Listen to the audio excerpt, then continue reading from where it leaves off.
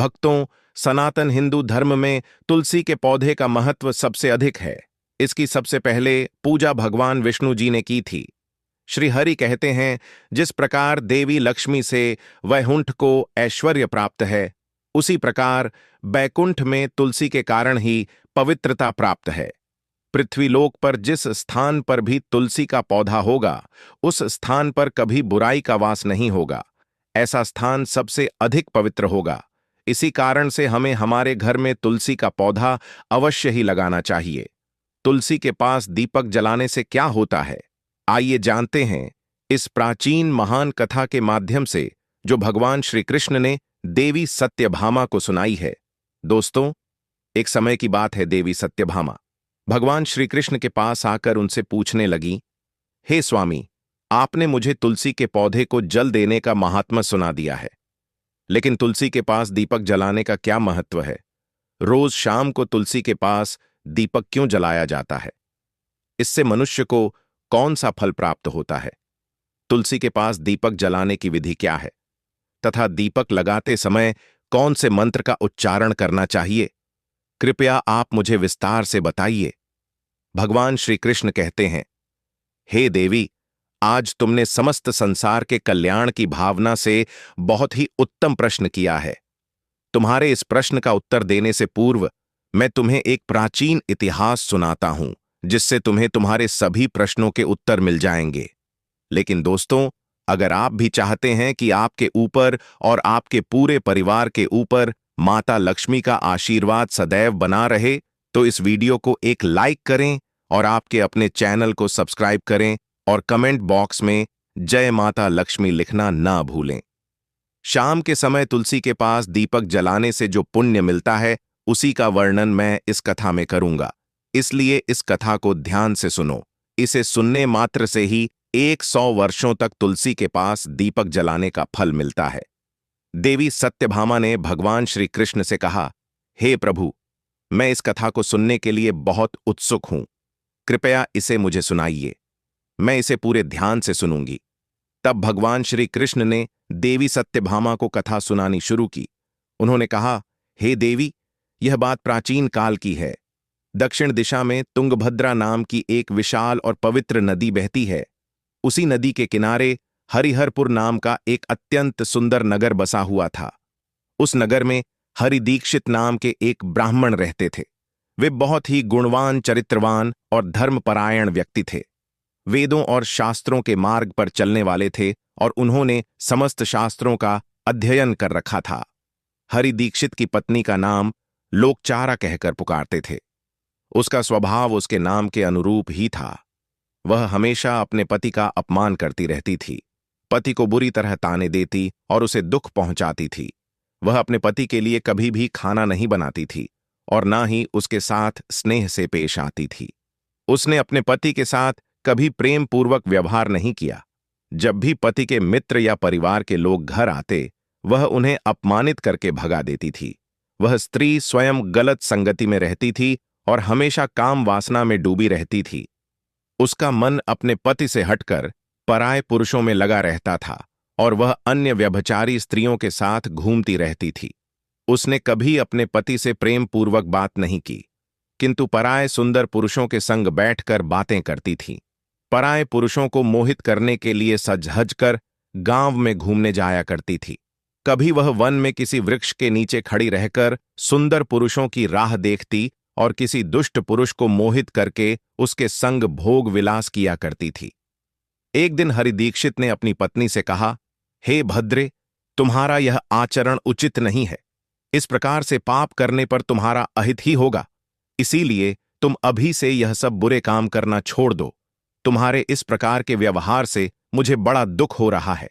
तब उस दुराचार स्त्री ने कहा, ना जाने किस पाप के कारण मेरा तुझ जैसे भीख मंगा के साथ विवाह हुआ है। लगता है पिछले जन्म में मैंने पाप ही किए होंगे। इसी कारण से मुझे ऐसा गरीब पति मिला है। तू मेरी भी इच्छा को पूर्ण नहीं कर सकता। मुझे विवशता के कारण तेरी इस झोपड़ी में रहना पड़ता है। भिक्षा में लाया हुआ भोजन खाना पड़ता है और अधिक मैं इस कष्ट को सहन नहीं करने वाली। किसी दिन मैं तुझे छोड़कर अवश्य चली जाऊंगी। तेरे साथ रहूंगी, तो इस जन्म में भी मेरे द्वारा पाप ही होंगे। इसलिए अब मैं किसी अन्य धनवान पुरुष से विवाह करूंगी। हरि दीक्षित ने अपनी पत्नी से कहा, हे प्रिय, तुम इस प्रकार के अपशब्द न कहो। इस प्रकार से अपने पति को त्यागने का विचार मन से छोड़ दो। जो स्त्री अपने पति को त्याग कर पराये पुरुष के पास जाती है, उसका अहित ही होता है, उसे नरक में जाना पड़ता है। उस दुराचारी पत्नी ने कहा, नरक में तुम्हें जाना पड़ेगा क्योंकि तुम कोई काम धंधा तो करते नहीं, भीख मांगकर खाते हो और मुझे भी झूठ खिलाते हो। पत्नी को दुखी और असंतुष्ट रखने वाला पति भी नरक में ही जाता है और तुम्हारा घर कोई नरक की सजा से कम नहीं है। तुम्हारे साथ इस घर में रहने से अच्छा है मैं नरक में जाकर रहूं। इस प्रकार उस हरि दीक्षित की पत्नी ने अनेक प्रकार के कटु वचनों से अपने पति का अनादर किया और उसे अपमानित किया। श्री कृष्ण कहते हैं, हे देवी, जो स्त्री अपने पति का अनादर करती है, जो अपने पति का अपमान करती है, उसके घर में दुर्भाग्य ही आता है। पति को छोड़कर पराये पुरुष के पास जाने वाली स्त्री को नरक में दंड अवश्य ही भोगना पड़ता है। अब आगे सुनो, उस दुराचार स्त्री के साथ क्या होता है। एक दिन वह दुराचार स्त्री वन में जाकर एक वृक्ष के नीचे खड़ी हो गई। उसका चित्त काम से भरा हुआ था। वह किसी सुंदर कामी पुरुष की राह देख रही थी, किंतु बहुत समय बीतने के बाद भी उस स्थान पर कोई पुरुष नहीं आया। इसीलिए वह अत्यंत दुखी हो गई और प्रियतम की खोज में इधर उधर देखने लगी। उस दिन उसका सारा परिश्रम व्यर्थ हो गया। वह वहां खड़ी होकर वह नाना प्रकार की बातें कहकर विलाप करने लगी। हाय हाय, आज तो इस मार्ग से कोई भी सुंदर पुरुष नहीं आया। अब मैं कैसे अपनी काम शांति करूं? आज की रात कैसे बीतेगी? कौन मेरे सुंदर शरीर का उपभोग करेगा? मेरी जवानी और सुंदरता तो अकारण ही नष्ट हो रही है। कोई भी सुंदर शरीर को पाने की कामना नहीं करता। अब मैं कहां जाऊं? कौन मुझे अपनाए? कौन मेरे साथ भोग विलास करेगा? मेरा पति तो मूर्ख है, लेकिन अब ऐसा लग रहा है कि यह दुनिया मूर्खों से भरी हुई है। कोई भी मेरी जैसी सुंदर स्त्री को पाने की इच्छा नहीं करता। मैं तो इतनी खूबसूरत हूं कि देवता भी मुझे पाने की इच्छा करेंगे, लेकिन यह संसार तो पापी और तुच्छ पुरुषों से भरा पड़ा है, जो मेरी जैसी अप्सरा के समान सुंदर स्त्री को नजरअंदाज कर रहा है। हे भगवान, अगर कोई सुंदर, बलवान और पराक्रमी पुरुष हो तो उसे मेरे पास भेज दो, चाहे वह मेरा भक्षण ही क्यों न कर ले। मैं खुशी खुशी उसे गले लगा लूंगी। भगवान श्री कृष्ण बोले, हे देवी, इस तरह वह स्त्री जंगल में जोर जोर से विलाप करने लगी। उसी जंगल में एक भयानक बाघ रहता था। उस स्त्री की चीखें सुनकर वह जाग गया और उछलकर उसकी ओर बढ़ने लगा ताकि उसे खा सके। उस बाघ का नाम था ध्वंस। उसका रूप बेहद डरावना था। उसका शरीर काले और नारंगी धारियों से ढका हुआ था, जो जंगल की छाया में मिलकर उसे छिपा देते थे। आंखें अंगारे की तरह लाल थीं, जो अंधेरे में भी चमकती थीं। उसके बड़े और नुकीले दांत जबड़े से बाहर निकले हुए थे, जो किसी भी प्राणी को चीरने के लिए पर्याप्त थे। ध्वंस की गहरी गर्जना पूरे जंगल में गूंजती थी, जिससे वहां के जीव जंतु कांप उठते थे। उसकी लंबी मजबूत पूंछ उसकी ताकत का प्रतीक थी। वह अपनी बलशाली टांगों से जंगल में बिजली की गति से दौड़ सकता था। उसका पूरा शरीर शक्तिशाली मांसपेशियों से भरा हुआ था, जिससे वह एक ही झपट्टे में अपने शिकार को धराशायी कर सकता था। ध्वंस उस विलाप करती स्त्री की ओर तेजी से बढ़ रहा था। उसकी नाक से बार बार गर्म सांसें निकलती, मानो वह हर पल अपने अगले शिकार की तलाश में हो। ध्वंस का एकमात्र लक्ष्य उन पापी और दुराचारी लोगों का भक्षण करना था, जिन्हें उसकी नियति ने उसे सौंपा था। उस भयंकर बाघ को अपने सामने खड़ा हुआ देखकर उस स्त्री के पसीने छूटने लगे। वह भय से थर थर कांपने लगी। वह स्त्री कुछ करती, इतने में ही उस बाघ ने अपने पंजे से उसे घायल कर दिया और वह स्त्री जमीन पर गिर पड़ी। जमीन पर गिरते ही वह स्त्री चिल्लाते हुए बोली, अरे बाघ, तू किस लिए यहां पर आया है? मुझे क्यों मार रहा है? मैं यहां पर अपने प्रियतम को खोज रही थी। तू मुझे छोड़ दे। मेरा भक्षण करके तुझे क्या मिलेगा? उस स्त्री की यह बात सुनकर वह भयानक बाघ क्षण भर के लिए रुक गया और हंसते हुए बोला, हे दुष्टा, आज विधाता ने तुझे मेरा ग्रास नियुक्त किया है। तुझ जैसी पापिनी स्त्रियों का भक्षण करना ही मेरा काम है। तभी मुझे इस शरीर से मुक्ति मिलेगी। वह स्त्री कहने लगी, हे बाघ, तुम कौन हो? मुझे सच सच बताओ, तुम्हें किस कारण से बाघ होना पड़ा, और तुम मुझ जैसी स्त्रियों का भक्षण क्यों करते हो? पहले मुझे सारी बात बताओ और फिर मेरा भक्षण करो। फिर ध्वंस नाम का वह बाघ कहने लगा, हे पापिनी, मैं तुम्हें मेरे पूर्व जन्म का वृतांत सुनाता हूं कि किस कारण से मुझे बाघ होना पड़ा। पूर्व काल में दक्षिण देश अमलापा नाम की एक पवित्र नदी बहती थी। उसी नदी के तट पर मुनि नाम की एक नगरी बसी हुई थी। यह नगरी अपने सुंदर मंदिरों, शांत वातावरण और धार्मिक अनुष्ठानों के लिए प्रसिद्ध थी। वहां एक ब्राह्मण का परिवार निवास करता था। मैं उस परिवार में जन्मा था। मेरा नाम वेदानंद था। मेरे पिता एक आदर्श ब्राह्मण थे जो यज्ञ हवन और धार्मिक अनुष्ठानों का पालन करते थे। उस बाघ ने आगे कहा, हे स्त्री, मैंने अपनी किशोरावस्था में वेदों का अध्ययन किया और यज्ञ आदि धार्मिक कार्यों में पारंगत हो गया। लेकिन जैसे जैसे मैं बड़ा हुआ, मेरे मन में धन का लोभ बढ़ता गया। अनेक यज्ञों का आयोजन किया, लेकिन वे यज्ञ धार्मिक उद्देश्य से नहीं, बल्कि धन संग्रह के लिए थे। मैं उन पापियों के लिए भी यज्ञ करता था जो धर्म से दूर थे और उनके घर का भोजन करता था। मैंने धन के लोभ में उनके अनैतिक कार्यों का समर्थन भी किया। धर्म के मार्ग से भटकते हुए मैंने उन वस्तुओं का दान भी स्वीकार किया जिन्हें ब्राह्मण को नहीं लेना चाहिए। मेरा मन इतना लोभी हो गया था कि मैं ऋण के बहाने दूसरों से धन लेता और फिर उसे कभी वापस नहीं करता। मैंने अनेक प्रकार के छल कपट किए और इस प्रकार पाप करते हुए कई वर्ष बीत गए। समय के साथ मेरा शरीर कमजोर हो गया, बाल सफेद हो गए, आंखें धुंधली हो गईं और मुंह के दांत गिर गए। परंतु धन का लोभ अब भी मेरे मन से नहीं गया और मैं पाप करता रहा। उस बाघ ने अपने दहक परेश में आगे कहा, एक दिन धन के लालच में मैं फिर से नदी के किनारे गया। वहां मैंने अन्य धूर्त ब्राह्मणों के साथ मिलकर लोगों को ठगा। हम सभी ने झूठे मंत्रों का उच्चारण किया और बिना विधि विधान के ही देवी देवताओं का पूजन किया। इसका उद्देश्य केवल अधिक से अधिक धनदान में प्राप्त करना था। हमने लोगों को धर्म के नाम पर धोखा दिया। उस दिन मैंने काफी धन एकत्र किया, लेकिन उसी समय मेरे साथ एक भयानक घटना घटी। मैं उसी दिन नदी के तट पर बैठा हुआ था। तभी एक बीमार और भटकता हुआ कुत्ता मेरे पास आया। मैंने उसे दुत्कार कर भगा दिया, लेकिन वह क्रोध में आकर मेरे पैर में काट बैठा। मैं मूर्छित होकर वहीं गिर पड़ा। उसी क्षण मेरे प्राण निकल गए। मेरी मृत्यु के बाद यम के 2 दूत प्रकट हुए। वे काले और भयानक रूप वाले थे और उनके हाथों में जंजीरें थीं। उन्होंने मुझे पकड़ लिया और यमपुरी की ओर ले गया। यमपुरी में मुझे यमराज ने अपने दाम न सिंहासन से चित्रगुप्त को आदेश दिया कि वे मेरे कर्मों का लेखा जोखा प्रस्तुत करें। चित्रगुप्त ने बड़े ही गंभीर स्वर में कहा, हे धर्मराज, यह ब्राह्मण जिसका नाम वेदानंद था ने अपने जीवन में घोर पाप किए हैं। इसने धर्म के नाम पर लोगों को ठगा, झूठे मंत्रों का उच्चारण कर यज्ञ किया और भगवान का अपमान किया। यह धन के लालच में धर्म से दूर हो गया।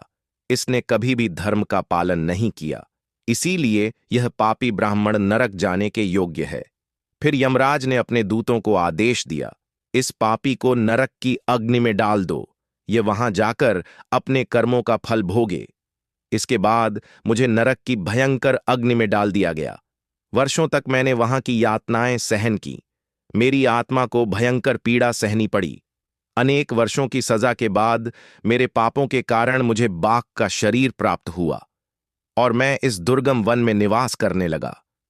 ध्वंस ने अपनी कहानी को समाप्त करते हुए कहा, अपने पूर्व जन्म के पापों का प्रायश्चित करते हुए मैंने संकल्प लिया कि मैं कभी भी महात्मा, साधु पुरुष या सती स्त्रियों का भक्षण नहीं करूंगा। मैं केवल उन पापियों, दुराचार और कुल्टा स्त्रियों का ही भक्षण करता हूं जिन्होंने अपने जीवन में अधर्म के मार्ग पर चलकर दूसरों को दुख दिया है। मुझे विश्वास है कि ऐसा करने से मुझे मेरे पापों से मुक्ति मिलेगी और मैं इस शरीर से जल्द ही मुक्त हो जाऊंगा। श्री कृष्ण कहते हैं, हे देवी, इस प्रकार से उस बाघ ने अपने पूर्व जन्म का वृतांत सुना दिया और उस स्त्री से कहने लगा, हे पापिनी, तेरे आचरण से तू कुलटा दिखाई पड़ती है। अपने पति को छोड़कर तू इस वन में अन्य पुरुषों के साथ भोग विलास करने के लिए आई है, इसलिए आज तू मेरा ग्रास अवश्य बनेगी। इतना कहकर उस बाघ ने अपने तीक्ष्ण नाखूनों से उस पापी स्त्री को मारकर उसे खा लिया और फिर वह बाघ उस स्थान से चला गया। उस स्त्री की मृत्यु के बाद उस स्थान पर यम के 2 दूत प्रकट हुए और उस पापिनी स्त्री को उठाकर संयम नेपुरी में ले गए। वहां पर उसे यमराज के सामने खड़ा किया गया। यमपुरी में मुझे यमराज के सामने खड़ा किया गया। यमराज ने अपने दिव्य सिंहासन से चित्रगुप्त को आदेश दिया कि वे मेरे कर्मों का लेखा जोखा प्रस्तुत करें। चित्रगुप्त ने बड़े ही गंभीर स्वर में कहा, हे धर्मराज, यह ब्राह्मण जिसका नाम वेदानंद था ने अपने जीवन में घोर पाप किए हैं। इसने धर्म के नाम पर लोगों को ठगा, झूठे मंत्रों का उच्चारण कर यज्ञ किया और भगवान का अपमान किया। यह धन के लालच में धर्म से दूर हो गया। इसने कभी भी धर्म का पालन नहीं किया, इसीलिए यह पापी ब्राह्मण नरक जाने के योग्य है। फिर यमराज ने अपने दूतों को आदेश दिया, इस पापी को नरक की अग्नि में डाल दो। यह वहां जाकर अपने कर्मों का फल भोगे। इसके बाद मुझे नरक की भयंकर अग्नि में डाल दिया गया। वर्षों तक मैंने वहां की यातनाएं सहन की। मेरी आत्मा को भयंकर पीड़ा सहनी पड़ी। अनेक वर्षों की सजा के बाद मेरे पापों के कारण मुझे बाघ का शरीर प्राप्त हुआ और मैं इस दुर्गम वन में निवास करने लगा। ध्वंस ने अपनी कहानी को समाप्त करते हुए कहा, अपने पूर्व जन्म के पापों का प्रायश्चित करते हुए मैंने संकल्प लिया कि मैं कभी भी महात्मा साधु पुरुष या सती स्त्रियों का भक्षण नहीं करूंगा। मैं केवल उन पापियों, दुराचार और कुल्टा स्त्रियों का ही भक्षण करता हूं जिन्होंने अपने जीवन में अधर्म के मार्ग पर चलकर दूसरों को दुख दिया है। मुझे विश्वास है कि ऐसा करने से मुझे मेरे पापों से मुक्ति मिलेगी और मैं इस शरीर से जल्द ही मुक्त हो जाऊंगा। श्री कृष्ण कहते हैं, हे देवी। इस प्रकार से उस बाघ ने अपने पूर्व जन्म का वृतांत सुना दिया और उस स्त्री से कहने लगा, हे पापिनी, तेरे आचरण से तू कुल्लटा दिखाई पड़ती है। अपने पति को छोड़कर तू इस वन में अन्य पुरुषों के साथ भोग विलास करने के लिए आई है, इसलिए आज तू मेरा ग्रास अवश्य बनेगी। इतना कहकर उस बाघ ने अपने तीक्ष्ण नाखूनों से उस पापी स्त्री को मारकर उसे खा लिया और फिर वह बाघ उस स्थान से चला गया। उस स्त्री की मृत्यु के बाद उस स्थान पर यम के 2 दूत प्रकट हुए और उस पापिनी स्त्री को उठाकर संयमनीपुरी में ले गए। वहां पर उसे यमराज के सामने खड़ा किया गया। फिर चित्रगुप्त ने उस स्त्री का लेखा झोंका निकालते हुए यमराज से कहने लगे, हे धर्मराज, यह स्त्री तो अत्यंत पापिनी है। इसने घोर पाप किए हैं। इसने व्यभिचार किया है। इसने अपने पति की कभी सेवा नहीं की। अपने पति को भूलकर पराये पुरुषों के संग भोग विलास किया करती थी। उसके पापों को सुनकर यमराज अत्यंत क्रोधित हो गए और उन्होंने उस स्त्री को अग्नि से भरे हुए कुंडों में डालने का आदेश दिया। यमराज के आदेश को सुनकर वह स्त्री अत्यंत भयभीत हो गई और फिर वह दुराचार स्त्री यमराज से कहने लगी, हे धर्मराज, कृपया मुझे मेरे पापों के लिए क्षमा करें। मैंने यहां अनजाने में पाप किए हैं। कृपया मुझे प्रायश्चित का अवसर प्रदान करें। यमराज कहते हैं, हे स्त्री, तुमने जो पाप किए हैं वे निंदनीय हैं। तुम्हारे पापों के लिए कोई प्रायश्चित नहीं है जो स्त्री अपने पति का त्याग करती है, अपने पति को छोड़कर पराये पुरुष के संग विहार करती है। उसे निश्चित ही नरक में जाना पड़ता है। इसीलिए अब तुम्हें नरक की यातनाएं भोगनी ही पड़ेगी। फिर यमराज ने अपने दूतों से कहा, हे दूतों, इस पापी स्त्री को ले जाओ और इसे भयंकर नरकों में डाल दो। यह उसी के योग्य है। फिर यम के दूत उस स्त्री को नरक में ले जाते हैं। फिर अनेक वर्षों तक उसे जलते हुए तेल के कुंड में पकाया गया। फिर उसे निकालकर रव नामक नरक में डाल दिया गया। इस प्रकार से उसे अनेक वर्षों तक अलग अलग नरकों में डाला गया। नरक में कष्ट भोगने के बाद वह महापाप स्त्री पुनः लोक पर आकर चांडाल के रूप में उत्पन्न हुई। चांडाल के घर में जन्म लेकर वह फिर से अनेक पाप करने लगी, व्यभिचार करने लगी, अनेक पापी पुरुषों के संग वह हार करने लगी। फिर कुछ समय बाद पूर्व जन्म के पापों के कारण उसे कोढ़ का रोग हो गया और वह भयानक पीड़ा सहन करने लगी। उसका अंग अंग जलने लगा। उसके नेत्रों में पीड़ा होने लगी। इस दुख को सहन करती हुई वह दिन बिताने लगी। फिर एक दिन वह तीर्थ में स्नान करने के उद्देश्य से अंतपुर में चली गई। वहां पर वह एक आश्रम के बाहर निवास करने लगी। उस आश्रम में एक तुलसी का पौधा था। अन्य स्त्रियों को वहां पर तुलसी के पास दीपक जलाते हुए देखकर उस पापी स्त्री को बड़ा आश्चर्य हुआ। फिर एक दिन वहां पर निवास करने वाले एक साधु से उस स्त्री ने पूछा, हे साधु महाराज, यह कौन सा पौधा है और यह स्त्रियां इसके नीचे दीपक क्यों जला रही हैं? तब उस साधु ने कहा, हे कल्याणी, यह अत्यंत पवित्र तुलसी का पौधा है। इसके दर्शन करने मात्र से ही संकटों का नाश होता है। इस तुलसी को जल देने से देवी देवताओं की कृपा प्राप्त होती है तथा इस वक्तित पौधे के पास दीपक जलाने से समस्त पाप नष्ट होते हैं। उस साधु की बात सुनकर उस स्त्री को बड़ी प्रसन्नता हुई और उसने साधु से कहा, हे साधु महाराज, यदि कोई अत्यंत पापिनी स्त्री भी इसके पास दीपक जलाएगी तो उसके पाप नष्ट होंगे। क्या वह साधु कहते हैं, हे पुत्री, यह सत्य है।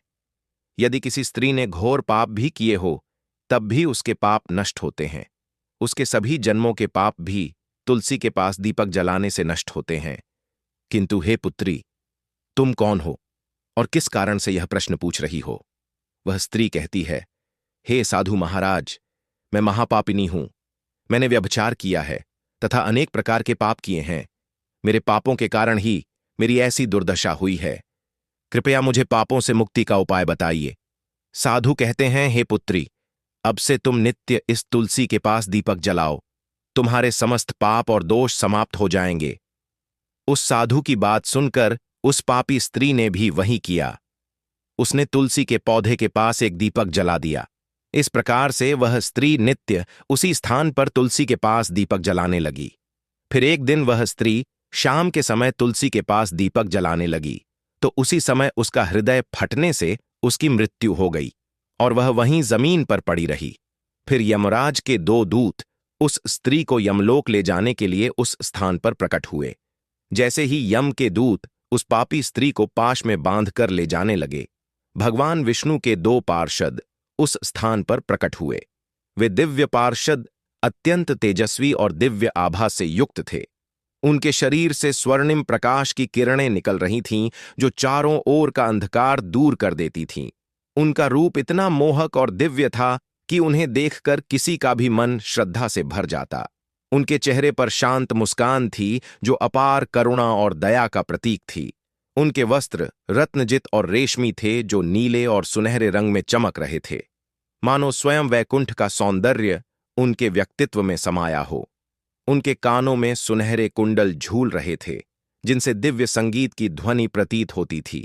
उनके माथे पर तिलक और चमकती हुई बिंदी थी जो उनकी दिव्यता का सूचक थी। वे दोनों विशाल कद और बलिष्ठ थे। उनके हाथों में दिव्य गद्दा थी जो न्याय और धर्म की शक्ति का प्रतीक थी। वे उस स्त्री को अपने दिव्य स्पर्श से मुक्ति का आश्वासन देने आए थे, जिससे उसके सभी पाप नष्ट हो सके और उसे स्वर्ग की यात्रा अधिकारी बना सके।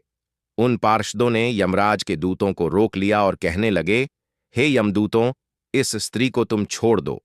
यह स्त्री नरक जाने के योग्य नहीं है। तुम किसके आदेश से ऐसा अधर्म कर रहे हो? फिर यम के दूत कहने लगे, हे पार्षदों, हम यमराज के आदेश से इस पापी स्त्री को उठाकर ले जा रहे हैं, किंतु आप हमें किस कारण से रोक रहे हो? यह स्त्री अत्यंत पापी है, इसे नरक में ले जाने की आज्ञा मिली है। यह सुनकर भगवान विष्णु के पार्षद मुस्कुराए और बोले, हे यमदूतों,